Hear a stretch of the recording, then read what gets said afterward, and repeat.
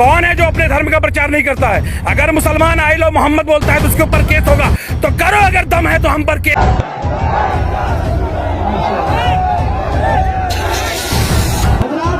हिंदुस्तान में दो तरीके का संविधान चल रहा है।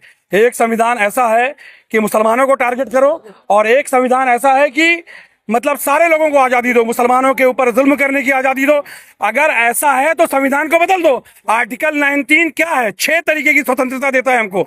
अगर आर्टिकल 19 जो है संविधान का पार्ट है तो उसका पालन क्यों नहीं हो रहा है? आर्टिकल 25, 26 जो है हमें धार्मिक स्वतंत्रता देता है, अगर वो गलत है तो उसको निकाल दिया जाए। अगर उन लड़कों के ऊपर में बीएनएस की धारा 293 और 196 के तहत कार्रवाई की गई है। ये क्या होता है? 293 में साफ तौर पे ये है कि कोई लोक सेवक कोई आदेश देता है कि इस तरीके से कोई प्रोटेस्ट नहीं करना है, उसके खिलाफ कोई प्रोटेस्ट करता है तो उसके खिलाफ 293 की धारा लगाई जाती है। क्या ईद मिलादुन नबी के जुलूस में आई लव मोहम्मद का वो जो क्या बोलते हैं इश्तिहार लेकर वहां के बच्चे अपनी मोहब्बत का सबूत पेश कर रहे थे, क्या वो संविधान से अलग था? क्या वो कानून के खिलाफ था? या किस अधिकारी ने उनको रोकने की क्या बोलते हैं आदेश जारी किया था? और उसके अलावा 193 के 196 के ऊपर में उनके ऊपर में धारा लगाया गया है कि उन धार्मिक तौर पे माहौल खराब करने का। तो ये क्या है? धार्मिक तौर पे किस तरीके का माहौल खराब किया गया? कौन है जो अपने धर्म का प्रचार नहीं करता है? अगर मुसलमान आई लो मोहम्मद बोलता है तो उसके ऊपर केस होगा, तो करो, अगर दम है तो हम पर केस करो।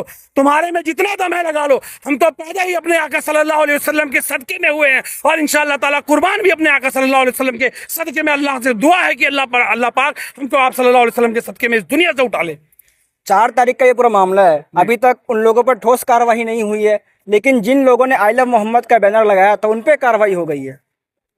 दरअसल एक चीज मैं आपको पहले बता दिया हूं कि किस तरीके से साजिश हो रही है मुसलमानों के खिलाफ, और इसमें मुसलमानों की भी गलती है। मुसलमान यूनाइट नहीं है, मुसलमान छोटे छोटे संगठनों में बटा हुआ है, मुसलमान मस्जिद कमेटियों में बटा हुआ है, मुसलमान मदरसा कमेटियों में बटा हुआ है, और हर आदमी अपने आप को बहुत बड़ा समझ रहा है, जबकि हकीकी तौर पर देखा जाए तो उनकी कोई भी साथ नहीं है, कोई औकात नहीं है। क्योंकि अगर आप अलहदा होकर चलोगे तो ना कोई जंग जीत सकते हो, ना अपनी तादाद दिखा सकते हो। इसीलिए आपको अगर अपनी तादाद दिखानी है तो आपको इत्तेहाद में रहना होगा, एकजुट होना पड़ेगा। और कौन होता है, कौन हमसे देशभक्ति का सबूत मांगेगा?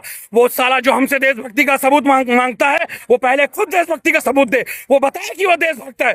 हम तो पैदाइशी देशभक्त हैं। हमको तो हमारे अल्लाह ने कुरान में लिख दिया है कि जो इस्लाम में है, जो मोमिन है, जो मुसलमान है, वो देशभक्त ही होगा। हमारे आका सल्लल्लाहु अलैहि वसल्लम ने इरशाद फरमा दिया है कि जो मोमिन होगा वो अपने वतन से मोहब्बत करेगा। तो फिर कौन है वो गद्दार जो मुसलमानों को देशद्रोही कह रहे हैं? मैं समझता हूं इनका वाकई इलाज होना चाहिए। ये मानसिक रूप